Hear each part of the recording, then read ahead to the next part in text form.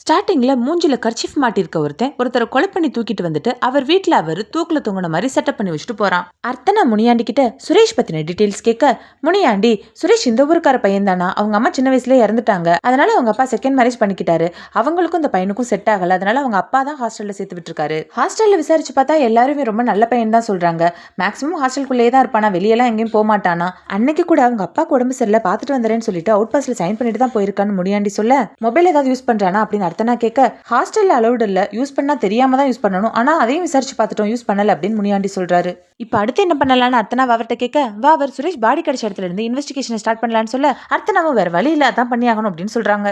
அடுத்த எஸ்ஐ வாவர் முரளி கிட்ட, உன்னை பார்த்தா எஸ்ஐ ராஜாவை பாக்குற மாதிரியே இருக்கே, உங்க ரெண்டு பேத்துக்குள்ள ஒரு நல்ல பாண்ட் உருவாகிடுச்சு போல அப்படின்னு சொல்ல, அதுக்கு முரளி, இல்ல சார் நீங்க எப்படியோ அப்படிதான் எனக்கு சாரும் அப்படின்னு சொல்றாரு. இந்த கேஸை பத்தி அடுத்து என்ன பிளான் வாவர் முரளி கிட்ட கேட்க, முரளி தெரியல சார் எதுவும் தோணலன்னு சொல்ல, வாவர் ஒரு கான்ஸ்டபிளுக்குலாம் எதுவும் தோணாது அப்படின்னு சொல்றாரு. அடுத்து வாவர் முரளி கிட்ட, நான் சுரேஷோட பாடி கிடைச்ச இடத்த செக் பண்ணலன்னு நினைச்சியா, நான் செக் பண்ணேன், நான் போய் பார்த்தப்போ கல்லுல கயிறு கட்டி பாடி லேக்குள்ள இருந்துச்சு, நீ போய் பார்த்தப்போ கயிறு அருந்து கல்லுல இருந்து பாடி வெளியே வந்து மிதக்க ஆரம்பிச்சிருச்சு, இது உன்னோட லக்கு தான், நீ ஏதோ கண்டுபிடிச்ச மாதிரிலாம் நினைச்சுக்காத, ஸ்குவாட் 20 பேட்ச் 24 தானே சொன்னேன், உன் லெவல் நான் உனக்கு காட்டுறேன் அப்படின்னு சொல்லிட்டு வாவர் அங்க இருந்து போயிடுறாரு. அடுத்த வாக்கி டாக்கில, மேலப்பாளையம் பக்கத்துல யார் இருக்கீங்க, சூசைடல் டெத்னு ரிப்போர்ட் வந்திருக்கு போய் பாருங்க அப்படின்னு மெசேஜ் வர, அர்த்தனா அதுக்கு ஆன்சர் பண்ணிட்டு வாவருக்கு கால் பண்ணி, இந்த வாக்கி டாக்கி கூட நான் தான் ஆன்சர் பண்ணுமா, நீங்களா என்ன பண்றீங்க அப்படின்னு கேட்க, வாவர் டிரைவ் பண்ணிட்டு இருந்தேன் அதான் மேம் கவனிக்கல, சாரி மேம் என்னாச்சு அப்படின்னு கேட்க, அர்த்தனா மேலப்பாளையம் பக்கத்துல ஏதோ சூசைடல் டெத் தான் போய் என்னாச்சுன்னு பாருங்க, கூட முரளியும் கூப்பிட்டு போங்க அப்படின்னு சொல்ல, வாவர் அதுக்கு என்னோட டீம் தான் மேம் எனக்கு செட் ஆயிடுச்சு, முரளி வந்தா கன்ஃபியூஷன் ஆயிரும் அப்படின்னு சொல்ல, அர்த்தனா சரி அங்க போயிட்டு என்னாச்சுன்னு அப்டேட் பண்ணுங்கன்னு சொல்றாங்க. அடுத்த ஸ்டேஷன்ல கான்ஸ்டபிள் ஜீவா டிஎம் மேட்ரிமோன்ல இருந்து கம்ப்ளைண்ட் வந்திருக்கு, அங்க ஒர்க் பண்ண யாரோ ஸ்கேம் பண்ணிட்டாங்களான்னு ராஜாட்ட சொல்ல, ராஜாவும் முரளியும் அதை விசாரிக்க கிளம்புறாங்க.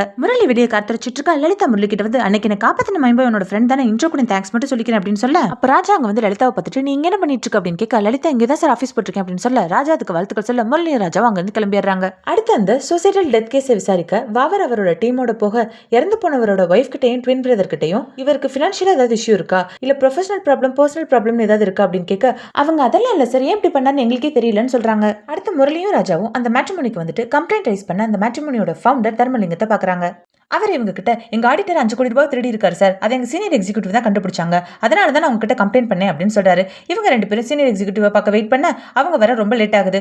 ரிசப்ஷனிஸ்ட் கிட்ட, எங்களுக்கு என்ன வேலை இல்லைன்னு நினைச்சிட்டு இருக்கீங்களா, எவ்வளவு நேரம் வெயிட் பண்றது அப்படின்னு கேட்க, அப்ப அங்க வர நிலா, ஏன்னா போலீஸ் உங்களுக்கு மட்டும் தான் வேலை இருக்குமா, எங்களுக்குலாம் வேலை இல்லையா அப்படின்னு கேட்கறாங்க. இவங்க தான் இந்த கம்பெனியோட சீனியர் எக்ஸிக்யூட்டிவா இருக்காங்க.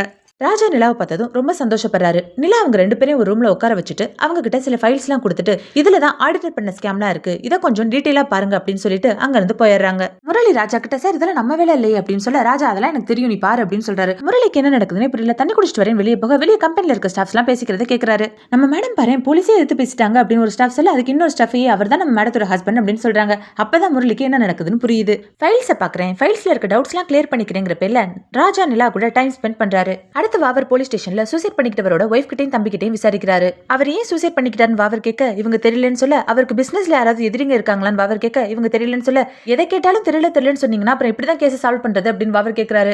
நிஜமாவே எங்களுக்கு தெரியல சார், சூசைட் பண்ணதுக்கு முதல் நாள் கூட என்கிட்ட கால் பண்ணி நல்லா தான் பேசினா அப்படின்னு தம்பி சொல்ல, எங்களுக்குள்ள வர சின்ன சின்ன சண்டையே என் கூட அவர் சரியா டைம் ஸ்பெண்ட் பண்ணலங்கிறது தான், மத்தபடி எங்களுக்குள்ள எந்த சண்டையும் இல்ல, எந்த பிரச்சனையும் இல்ல அப்படின்னு ஒய்ஃப் சொல்றாங்க. வாவர் சரி நீங்க ரெண்டு பேரும் வெளியேறுங்க அப்படின்னு சொல்றாரு. அடுத்த தர்மலிங்கம் ராஜா கிட்ட, ஆடிட்டரோட சேர்ந்து யாராவது ஸ்கேம் பண்ணிருக்காங்களான்னு தெரிஞ்சுக்கலாம் சார், எல்லாரையும் ஒரு தடவை விசாரிச்சிருங்க அப்படின்னு சொல்ல, ராஜாவும் எல்லாரையும் விசாரிக்கிறாரு. நிலாவை விசாரிக்கிறேங்கிற பேர்ல ராஜா நிலா கிட்ட, நீங்க சாரி கட்டலாம்ல ரொம்ப அழகா இருக்கும் அப்படின்னு சொல்லிட்டு சேர்ந்து வாழ்றதுக்கு ஒரு சான்ஸ் கொடுக்கலாம்ல அப்படின்னு கேட்க, அதுக்கு நிலா இது வரைக்கும் பட்டதே போதும் அப்படின்னு சொல்லிட்டு இருக்காங்க. அப்ப அங்க வர தர்மலிங்கம், சார் மேடத்தை எதுக்கு விசாரிக்கிறீங்க, மேடம்லாம் எதுவும் பண்ணிருக்க மாட்டாங்க, இவங்க தான் அதை கண்டுபிடிச்சு சொன்னதே அப்படின்னு சொல்றாரு. கிளம்புறப்போ ராஜா நிலா கிட்ட, கேஸை பத்தி அப்டேட் பண்ண உங்களோட நம்பர் வேணும்னு சொல்ல, நிலா ரிசப்ஷன்ல இன்ஃபார்ம் பண்ணிருங்க, அவங்க எனக்கு இன்ஃபார்ம் பண்ணிருவாங்க அப்படின்னு சொல்றாங்க.